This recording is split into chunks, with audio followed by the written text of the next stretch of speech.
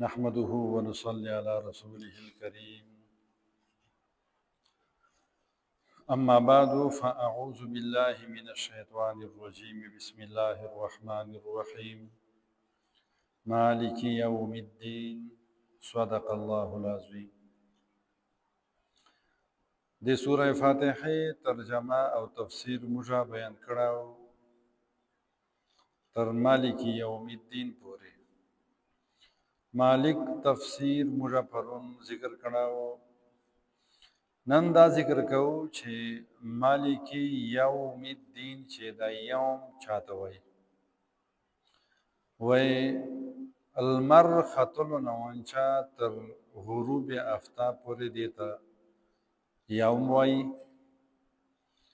او دالته چې کوم یوم استعمال سلای د دې معنا دا ده چې د قیامت ابتدا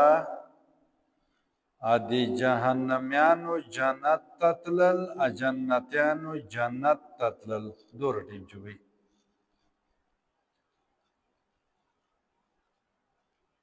او کله کله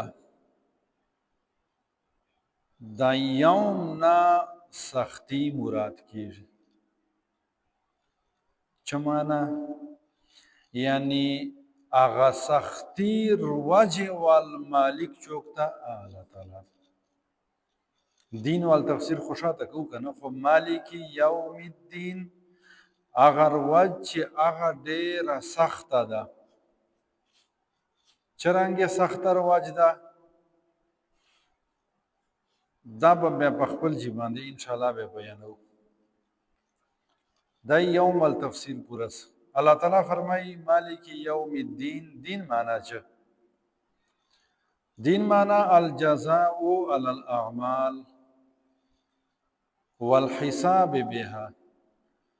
چې کوم نیک اعمال چا کړی دي اکبد عملونه کړی دي ایغه بدلا ملاو کېدلو ته دین وای او دیغه حساب کتاب کېدلو ته دین وای. الله تعالی فرمایي قرآن پاک چې په سوره نور چې یوم اذین په دغه واجب باندې یوفیهم الله دینهم الحق پورا پورا به دو تا ورکي الله تعالی دین معنا حسابهم. دا څه ونی چې نیکیان دې کړې به چې خپل دې نه خراب کړي آلته به ورکیږي نه. اکه گناهونه دې کړي ولل په استغفار دې شاته بخښلي نه ولل په توبه دې شاته معاف کړي نه ولل آلته پراتی به دې ته دین وایي. دا یو معنا اصله. او بل معنا یې دا ده چې دین هغه حدیث مبارکه چې راځي الکیس من دان نفسه دا د غلفظ نه ده حساب کتاب کول ته وایي. دې حدیث معنا دا ده چې هوښیار سړی څوک ته موږ هوښیار چاته وایو چې شی ډېرې پیسې حرامې وګټي وایي فلانی کار وک جان یې وایي جوړ او حدیث مبارکه هوښیار چاته وایي چې خپل جان آډیټ خپله باندې وک. ځکه خو حضور فرمایي حاسبو قبل ان تحاسبو. تاسې خپلو جانو خپله حساب وکړو مخکې د دې نه چې بیا تاسې سره حساب وکړلی سي بیا به آی ډېر سخت. او چا ویلي دي چې دین نه مراد قضا ده فیصله ده. یعنی مالک یوم الدین معنا چې د هغه فیصلې چې رواج ده چې جنتیان به جنت ته ځي او نور خلق په بل پله ځي هغه مالک چوک ته الله ده. مالک یوم الدین ایاک نعبد و ایاک نستعین. لفظی ترجمه یې دا ده اے الله موږ خاص دیتا عبادت کوو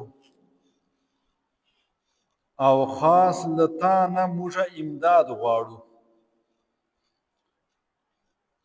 دا که تاسې ته یادې موږ ویلي ولل چې اولني درې آیاتونه دی د الله تعالی تعریف ته، اخرني درې آیاتونه انسان سوال کړی ده، دا یې هغه منځ آیات ده. دا د بنده او د رب په منځ چې هغه واده ده. دلته یو سړي ویله اوس مړ ده، یو اوټو ته خان ورته راغلی و، بیا یې ورته ویله چې یو تي ما لاس درکړه که نه پرې به سي کټ به سي، خو بس اوس ما کیسه تا سره وکړه، ما اوټ پیاتایي. د ایاک نعبدو و ایاک نستعین دغه مفهوم ده. موږ دعوه کوو چې ای الله موږ به د تا عبادت کوو خاص کر، او له تا نه به موږ امداد غواړو. اوس په موږ لږ کې دا باندې وغږېږو چې عبادت چاته وایي، په څو قسمه باندې دا څو شرطونه دي ورپاره. عبادت انتهایی عاجزي ته وایي، او چې مالک چې حکم ترته کوي منلو ته وایي.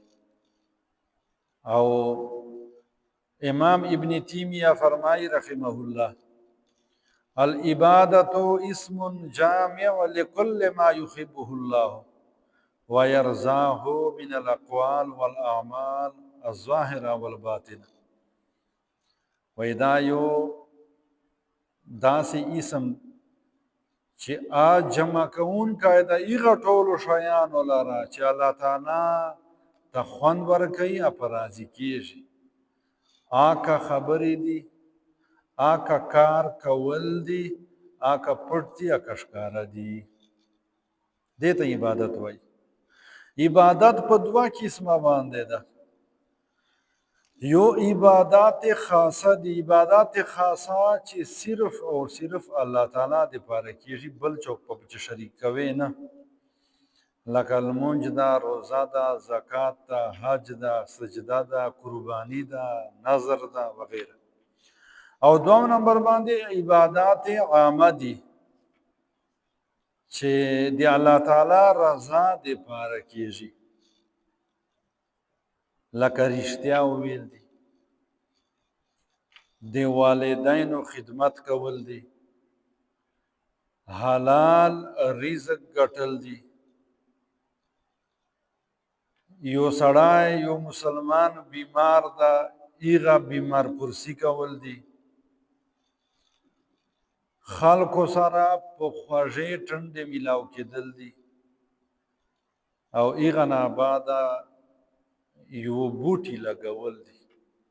که میوېداري ډېره ښه ده، که سیانې والي ډېره ښه ده، خو چې یو بوټی. عبادت دپاره یو څو شرطونه دي. اول دا ده چې اخلاص وي.